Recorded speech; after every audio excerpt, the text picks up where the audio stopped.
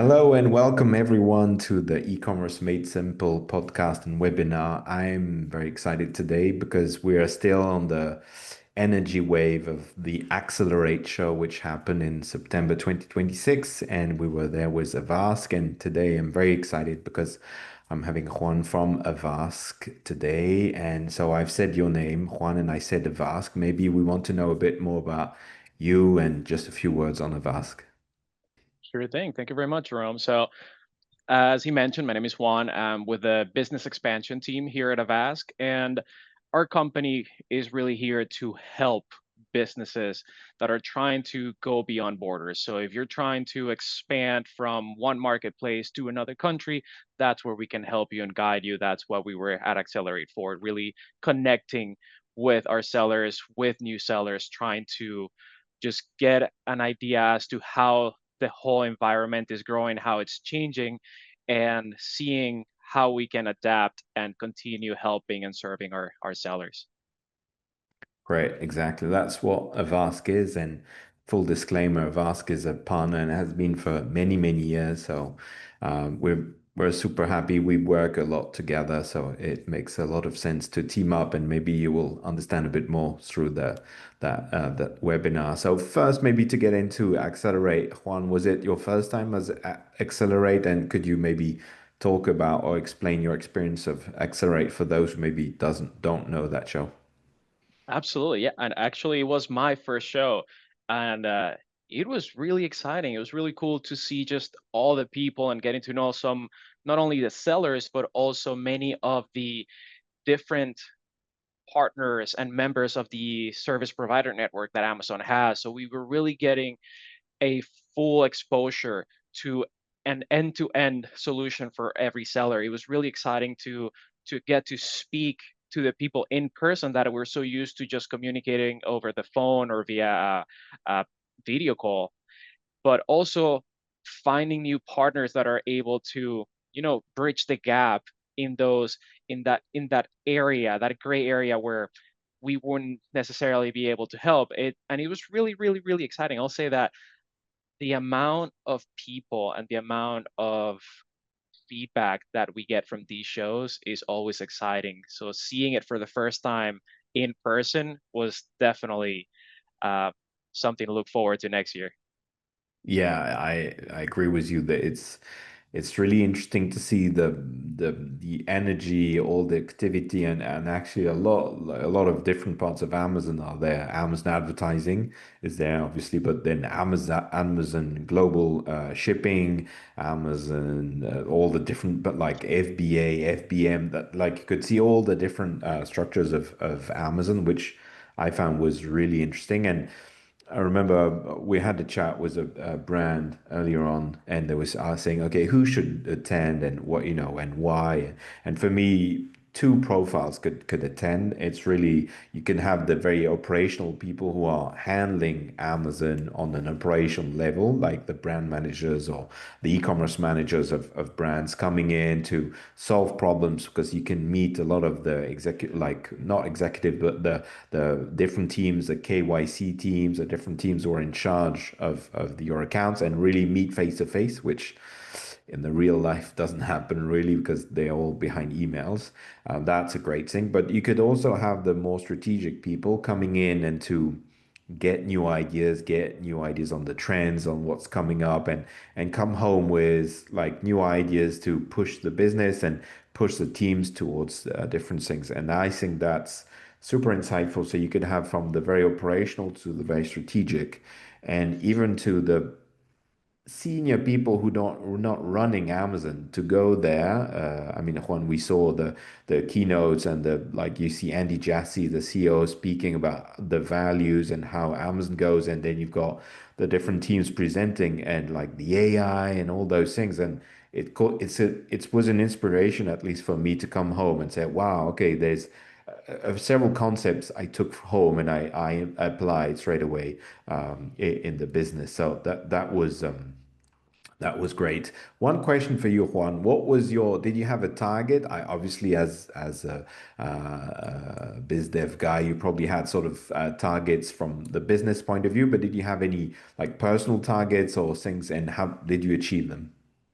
Yeah, so the biggest thing, obviously, when we come to these trade shows and we get these big events, is aside from obviously getting to know as many people as possible, our biggest target, because we're the newest team within the US, what we're trying to accomplish is creating new partnerships that are able to connect us with the right people within the US. So, other service providers that help US based sellers, that help people in this hemisphere basically expand so that we are not just working in a silo, and we're actually working similarly how our counterparts in the EU, our main office in the UK, or some of our EU offices work. The same way that we would partner with you is now also finding some of the service providers that are already part of the SPN, so that we can work in tandem and more cohesively really help these sellers. So our biggest, and I would say my personal goal, was to leave with at least 5 new partnerships. And I'm happy to say that I was able to accomplish that. Not only were we able to get a lot of feedback from existing sellers and how happy they were with different partners that we have, but we were also able to create new relationships, which is really exciting because that means that not only can we now use these new strategies or these new people, these new companies to further serve our clients, we also continue expanding the reach that Avast has as a company to really, really become a full ecosystem for sellers to just have access to anything that they need. And that makes me think of one thing. Jerome, I assume you've gone to Accelerate several times at this point.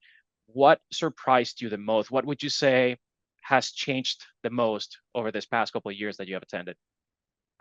I think each time is a bit of a surprise in the sense of it's growing, or um, it's getting more professional, or it's getting wider, and there's more services, and the speed of the change, or the speed of their evolution, for me is really surprising, because of course the world is moving, AI is coming and so on, but the speed at which Amazon is moving at scale is really impressive. And to any competitor, is like, okay, they are and I'm not, obviously, I'm part of the Amazon ecosystem, but I don't, I'm not part of Amazon. So I'm just looking from far and saying, wow, they are so much in advance in terms of networks built, and all the logistics, all the advertising, or all those different bits and pieces. That's amazing. If you go and you're a Walmart, you're a Shein, you're, Temu, all of those are, got lots of strengths, but like the scale of Amazon worldwide, what they've built, like no one can really compete today with all of those different bits and pieces. And I was talking with Amazon, someone from Amazon Shipping, for example. They can do shipping, as in you could have DHL, FedEx, and Amazon Shipping, like as a single service. So all that, for me, that those things happening, like you see the vision, and usually would say, okay, well, it will take, 5 years, 10 years. No, no, it's like it's taking 6 months, it's taking 4 months, and it's going very fast. And for example, AI and Creative Studio, as they, and especially on the ads part, you've got another show called Unboxed, and you see those things, but it's like, okay, no, it's working. Okay, that for me, that kind of speed is really really impressive, and that they are keeping it up, and they're sort of still achieving their targets. So that was for me, I think, a big one of the big things which impressed me. And I was wondering for you, what was the main thing you came up with, or the main learnings, or the things which were most impressive? Because even following up all the new announcements is a job, right? Because there's so many. I was gonna say there were so many new announcements, but I will say obviously the ones that we took home were the where we could see that there was an advantage to our sellers. I was really impressed with, like you said, how fast they have been moving. But the biggest thing is how quickly they adapted and they started using AI to really leverage their systems. So, with us being in the global compliance, the global expansion space, looking at how they're encouraging their sellers to go beyond their home country, to go beyond their home just market is really impressive. And it's encouraging for people like us that help aid that process as well. So the biggest thing that I saw is how basically it gives sellers all the tools that they need to really go from, let's say, the US, let's say Asia, let's say some even from within Europe. If you want to move to the next country where you might not necessarily speak the language, Amazon's not providing you with solutions for the shipping. It's providing you with solutions for listings, for optimization. There are so many tools where you don't have to do the work manually anymore. You don't have to necessarily outsource all of it. So it's cutting out and taking away the friction, which makes it easier for you to now consider, okay, if I want to go from the US and start selling in Europe, now it's not as big of a hurdle as it was before. That's for me one of the biggest things. Where before most sellers would think, okay, I'm in the US, I'm going to go to Canada and Mexico because they're close. Now they basically just closed up that gap and they're able to expand seamlessly almost. So that for me was very exciting because that means that Amazon is encouraging all their sellers to consider expanding globally, to consider going and making sure that their successful business is also successful in any of the other markets that they want to explore. Yeah, and if drilling down on that expansion, I've always like you've got technical features like Creative Studio, creating a video with AI is like a technical stuff, but within their own platform. Okay, it's really a great achievement, but global expansion, as we both know, there's lots of bits and pieces like compliance, tax authorities. Like there's lots of external stakeholders, let's say, and yeah, and pressures and things you need to handle. And I've always been like careful about sometimes. In the case of Amazon, underplaying the complexity sometimes of going like especially in Europe where we love to make things complicated. It's like how do you navigate that? Because the Amazon is going fast and is helping, but the authorities in Europe are not improving as far as I know in terms of reducing the complexity. Yes and no, because one-stop shop has improved things. So it's not completely true what I'm saying, but the fact is, it's still very complicated to get VAT everywhere in Europe, and that's why Vask is here, and that's why we're here also to support. But how do you feel that those promises, because Amazon, there's lots of promises in what they are announcing. How do you feel the promises on expansion is really effective, or what's your feel on that? So that's a great point and a great question. The biggest thing that Amazon is doing with this is encouraging the sellers. I feel like from my experience, what I have seen is sellers are hesitant to make the jump and really enter these other markets because there is a high barrier to entry.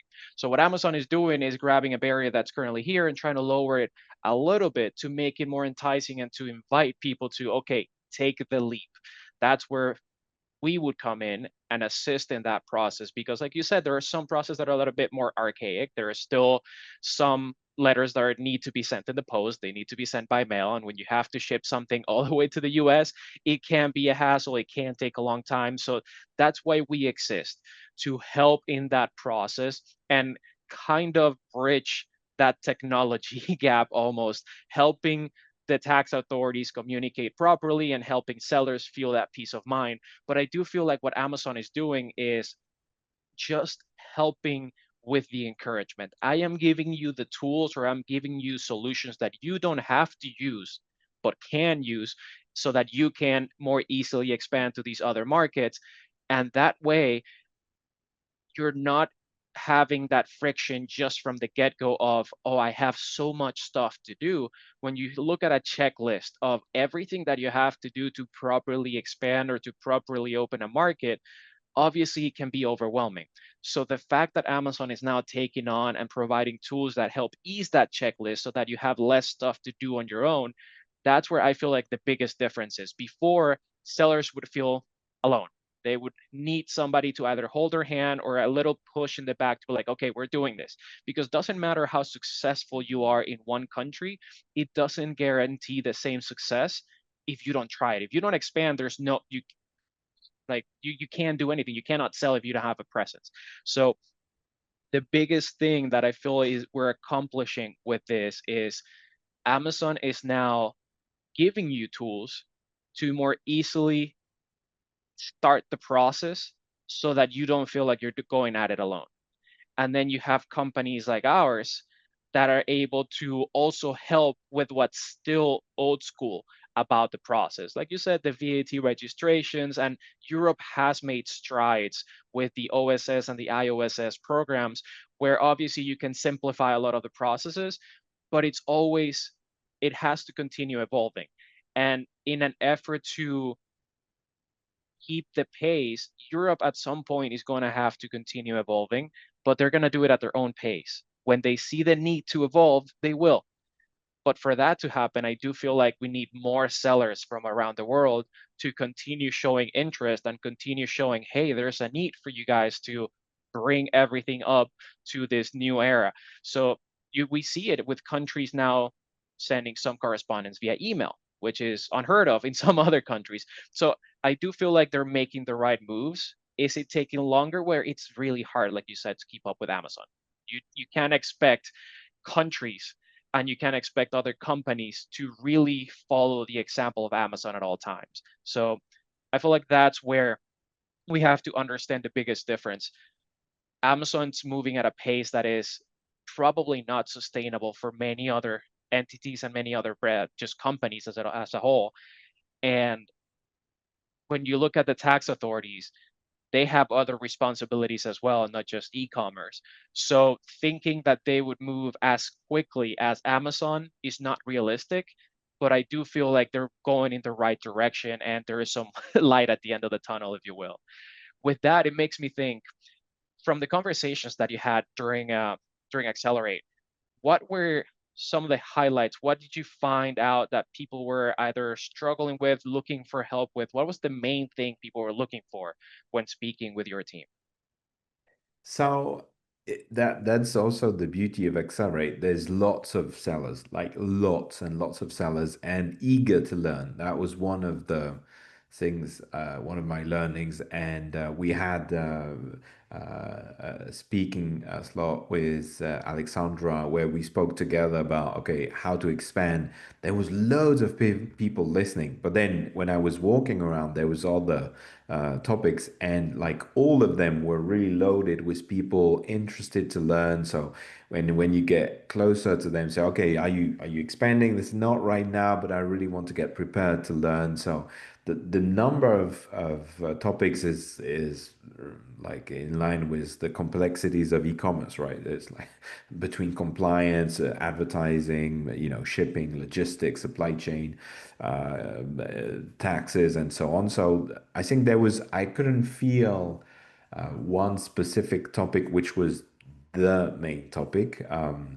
I think what everyone is trying to do is to keep pace with Amazon itself, but with all the other sellers using AI, Chat GPT, translating faster, doing things faster, learning faster, hacking things faster. And I think this and even for agencies, for ourselves, where we do Amazon all day, every day, all the time, it's like, how do we keep pace with some things are relevant, and to the point you talked about earlier, is like not all of the innovations from Amazon are working perfectly or working straight away, but they are giving an indication of a direction. So it's like, how do we get into that? And one of the things which were for me impressive on the show, and it's a bit to your point, is Amazon is lowering the barrier to entry basically everywhere and globally. So they were giving to smaller brands or smaller sellers the ability to do creative. Like you can make a creative video out of nothing, sorry, for €0. So you're starting from a campaign or having a creative with a professional crew could cost between anything between 20,000, which would be pretty cheap, to 100,000. Well, tomorrow is €0. So it's flattening the space for everyone. So, okay, now small brands can compete, which I've always said, and from early on, Amazon is the biggest opportunity actually for smaller players, for the bigger ones who have the means. It's flattening the world, making competitors like compared easier and so on. So it's actually uh, making it better for end consumers, but that means that the larger brands don't have it as easy as actually some of the smaller sellers. One thing which I was amazed is I see it as a move into Amazon as a service, a bit like SaaS, like service cloud and all those things. Is Amazon is building different units which could be sold individually. So Amazon advertising. So you can use the technology of Amazon advertising on your own platform, on your own marketplace. So they started to sell that to, multiple players in the market. So like they become a service, a platform, an advertising platform. Amazon global shipping that you will be able to use containers from Amazon. Amazon shipping, you will be able to use Amazon trucks, FBA, and a seller multi-channel fulfillment, which already exists. You can use the FBA stock to sell on other like on Shopify. So this whole thing of Amazon shifting its system to be like a service platform in a sense is for me also a major change in our industry, and we'll see how it goes, if it gives opportunities, if it makes things simpler, and if they are going to be able to be as good in every segment. I know from the past, as an example, the containers, for example, coming from China, wasn't working as well as the rest of the services because probably it was earlier on. But all those things for me, that's yeah, super exciting to see how that is going to evolve. Will Amazon be able to keep that pace at scale still and be successful in all those things? Because you're putting yourself at risk a bit of failing in one or the other. So I think we've talked about lots of different things. I had one before the closing question. I think one thing I want to dive into is you talked about your counterparts from Avask Europe. I know there's different Avask US teams and helping sellers in different capacities.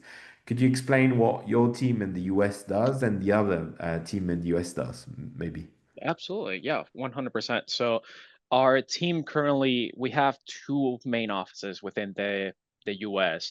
We have our office based in Florida, which is where I am at, and we deal with global expansion. Anything that is, regardless of where you're located, obviously our main or our sellers usually are from the Americas, anywhere from the US, Canada, Latin America. It doesn't really matter. It's usually from our continent here.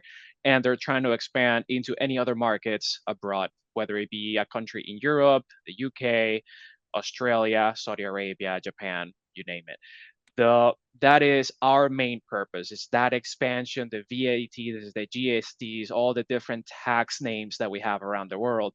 And then the New York office, what they deal with is the US sales tax aspect of e-commerce. So anybody doing the opposite, if you're from a different country or you're even based in the US and want somebody that can help you that specializes in e-commerce, that's what our counterpart in the New York City office would do for your business. They basically function as your CPA, and they can keep everything uh, running and making sure that you have all of the required registrations, the filings that are required within the US.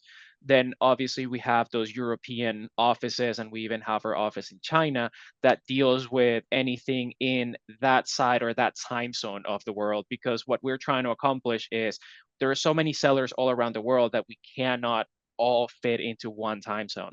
So we have offices from the East Coast in the US to service this area here, to people in the UK, in Spain, in France, in Italy, Germany, that are able to help that second chunk of the world basically within those time zones. And then we have our China office that is also able to serve the East, so that we have a full coverage of anyone, whether they're trying to come from, let's say, Taiwan or Australia to the UK or the US, and then also vice versa. I just had a meeting today with somebody that's trying to move their products from the US and enter the Australian market. So that is why we have such a big variety of offices. We all serve the same purpose at the end, which is helping with the expansion, finding solutions for it.